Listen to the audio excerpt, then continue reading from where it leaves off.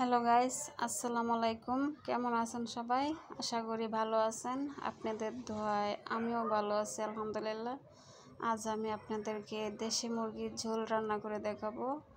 এই জন্য আমি একটা মুরগি কেটে ধুয়ে পরিষ্কার করে নিয়েছি। নিয়ে এখানে আমি আদা বাটা 1 টেবিল চামচ, রসুন বাটা 1 টেবিল চামচ আর জিরা বাটা 1 টেবিল চামচ, এখানে 1 চা চামচ কাঁচামরিচ বাটা আর 1.5 চা চামচ গুঁড়া মরিচ আর 1 চা চামচ হলুদের গুঁড়া আর 1 চা চামচ ধনিয়া গুঁড়া দিয়ে দিয়েছি। দিয়ে এখানে দারচিনি, এলাচ, লবঙ্গ দিয়েছি, তেজপাতা দিয়ে দিয়েছি। দিয়ে এখন আমি পেঁয়াজ দিয়ে দিব কিছুটা, আর দিয়ে দেব তেল, লবণ দিয়েছি পরিমাণ মতো। দিয়ে এখন তেল দিয়ে দেব।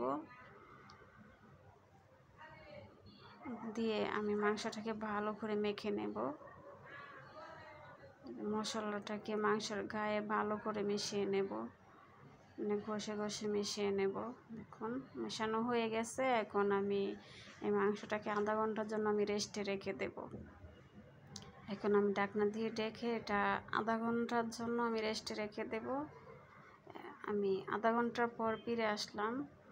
আমি চুলায় একটা কড়াই বসিয়ে দিয়েছি, আর আমি তেল দিয়ে দিয়েছিলাম, ওইটা স্কিপ হয়ে গেছে, আপনারা বুঝে নেবেন। আমি পরিমাণ মতো তেল দিয়ে নিয়েছিলাম। আমি পেঁয়াজটাকে ভেজে নেব। আর এভাবে মাংসটা মেখে রান্না করলে অনেক টেস্ট হয়, অনেক মজা হয়। আধা ঘন্টার মতো মেখে রাখলে 1 ঘন্টার মতো রেস্টে রেখে দিলে অনেক মজা হয়। ওইভাবে কষিয়ে রান্নার চেয়ে এভাবে মেখে রান্না করলে খুবই টেস্ট হয়। এখন মেখে রাখা মাংসটা আমি দিয়ে দিয়েছি। দিয়ে এখন আমি নেড়ে ছেড়ে নেব ভালো করে। ভাজা পেঁয়াজটা এখন মাংসের গায়ে আমি ভালো করে মিশিয়ে নেব।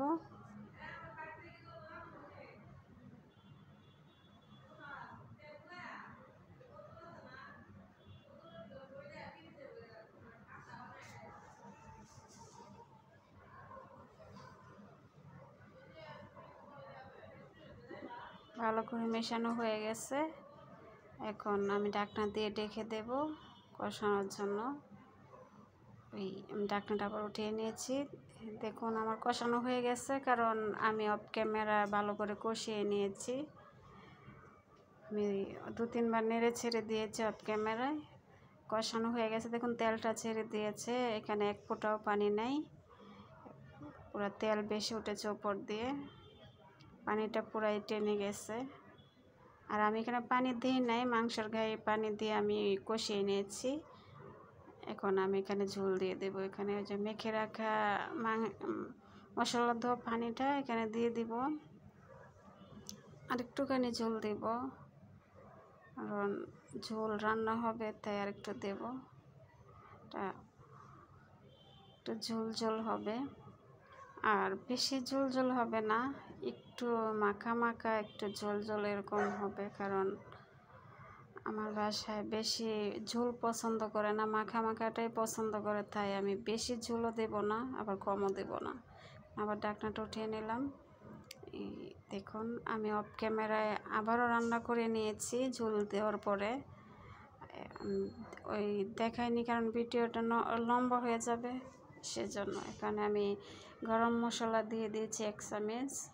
এটা আমার হাতে বানানো শাহি গরম মশলা। এটা খুব ফ্লেভারফুল, খুবই টেস্ট মশলাটা দিলে হয়।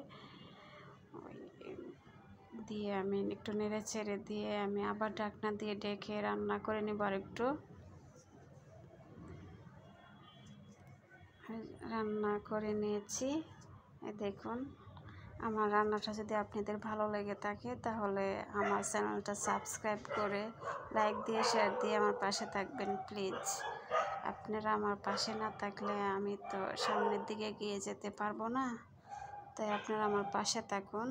আপনারা পাশে থাকলে আমি এগিয়ে যেতে পারবো ইনশাল্লাহ। আপনারা আমাকে সাপোর্ট করুন প্লিজ।